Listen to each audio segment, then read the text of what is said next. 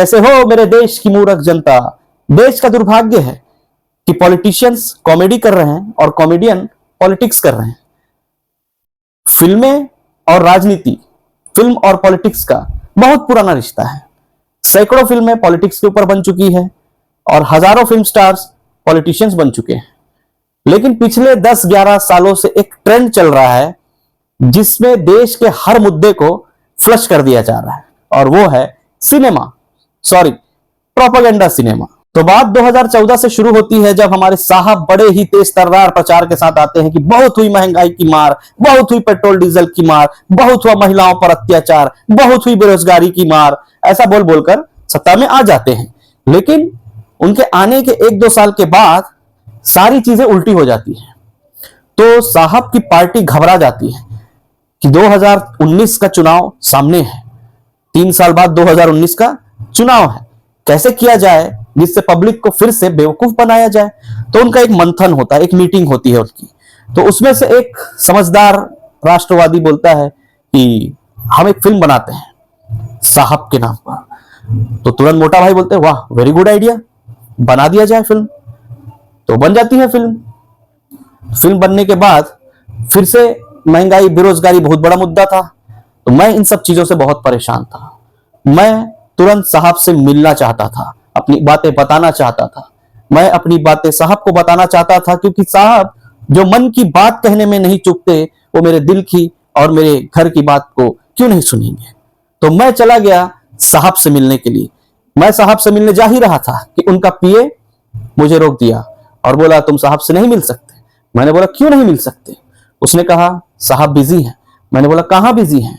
साहब फिल्म देखने गए हैं। मैंने बोल दिया कौन सी फिल्म देखने गए। उसने कहा पीएम नरेंद्र मोदी। मैंने कहा मुझे मालूम है पीएम नरेंद्र मोदी जी हैं। उसने कहा अबे चूतिए, फिल्म का नाम है पीएम नरेंद्र मोदी। मैं हैरान हो गया, थोड़ा देर के लिए मैं कंफ्यूज हो गया। साहब ने तो 2024 में कहा था, लेकिन मेरा हैरान हो जी वही निकल चुका था। मैं बहुत एक्साइटेड था और एक्साइटमेंट में मैं थिएटर पहुंच गया। फिर वहां जाकर मैंने देखा कि थिएटर के बाहर खचाखच भीड़ थी, लेकिन थिएटर के अंदर कुर्सियां खाली थी। ऐसा नहीं था कि ये भीड़ साहब के साथ फिल्म देखना नहीं चाहती थी। ये पूरी की पूरी भीड़ साहब के साथ अंदर फिल्म देखना चाहती थी, लेकिन ये भीड़ गरीब भीड़ थी। इतना क्राउड देखकर थिएटर का मैनेजर दौड़ता हुआ है बड़ी खुशी से और बोलता आप लोग बाहर क्या कर रहे हैं, टिकट खरीदो, अंदर जाओ, साहब के साथ बैठकर मूवी का मजा लो। अब तो साहब ने टैक्स फ्री कर दिया है, सस्ती हो चुकी है टिकट, सस्ती। मैंने कहा सस्ती तो इंसान की जान है। तो बोलता क्या बात कर रहा है। मैंने बोला उसे देख, उसे कंधे पे खड़ा हुआ है वो आदमी, मुझे देख, इसके सिर पर बैठा हुआ हूं मैं, और उसे देख वो जो लेटा हुआ है ना, हाँ हाँ हाँ, वो लाश है जिसकी छाती पे 4 लोग खड़े हुए हैं। वो बोलता अरे बाप रे भगदड़ में एक आदमी मर गया। मैंने बोला भगदड़ में नहीं मरा है, वो भूखमरी में मरा है।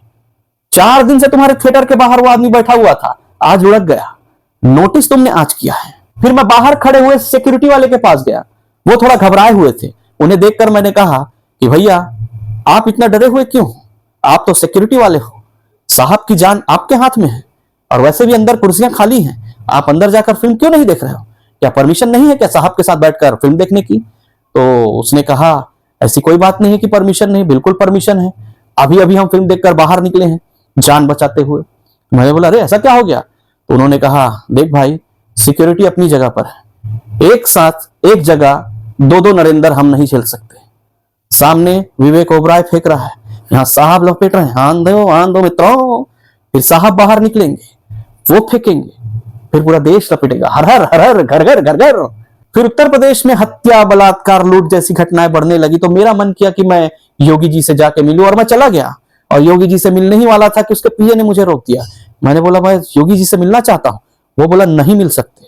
मैं बोला क्यों नहीं मिल सकता। बोले साहब बहुत बिजी हैं। मैं बोला कहाँ बिजी हैं। वो बोला पिक्चर देखने गया है। मैंने बोला कौन सी। बोले सम्राट पृथ्वीराज, अक्षय कुमार भी आया हुआ है, स्पेशल स्क्रीनिंग। तो मैं ठहरा अक्षय पाजी का जबरदस्त फैन, मैं भी थिएटर चला गया। तो थिएटर में फ्रंट रो में बैठकर वो सिनेमा देख रहे हैं। वैसे योगी जी संत आदमी है, बहुत पोलाइट हम्बल आदमी है, लहसुन प्याज के साथ साथ सॉल्टेड पॉपकॉर्न और कैरामलाइज पॉपकॉर्न भी वो नहीं खाते हैं। तो उनके लिए फल आया वहां पर, वो फ्रूट खा रहे थे, संत आदमी बेचारे फ्रूट खा रहे थे। तभी अक्षय कुमार जी की नजर पड़ी उन पर और उन्होंने उनसे पूछा, साहब ने तो टाल मटोल कर दिया, आप बताइए आप आम काट कर खाते हैं या चूस कर खाते हैं। अब योगी जी कंफ्यूज हो गए। अब वो ठहरे संत आदमी, पोलाइटली बात करने वाले, शालीनता से उन्हें बोला, सुन, मैं काट कर खाता हूं या चूस कर खाता हूं ये अगले चुनाव में बताऊंगा, तू ये बता कौन सा माल फूक के तू फिल्म बनाता है। सम्राट पृथ्वीराज बना है, एक मूछ नहीं उगाई गई तुमसे। राउडी राठौर के सेट में पड़ी हुई मूछ को अपने होंठ के ऊपर चिपका के तुम सम्राट पृथ्वीराज बने हुए हो। इलेक्शन सामने है, मुद्दों से भटकाना है, इसीलिए आकर मैं ये फिल्म को देख रहा हूं, वरना कौन से एंगल से तू 26 साल का पृथ्वीराज चौहान लगता है। थैंक यू दोस्तों, ये छोटी सी परफॉर्मेंस थी आप लोगों के लिए। अगर आप लोगों को पसंद आएगा तो कमेंट जरूर करना, तब जाकर हम आगे और भी स्टैंड अप्स आप लोगों के लिए बनाकर लाएंगे, क्योंकि कंटेंट बहुत है अपने पास, बनाने की देरी है। थैंक यू, जय हिंद, जय भारत।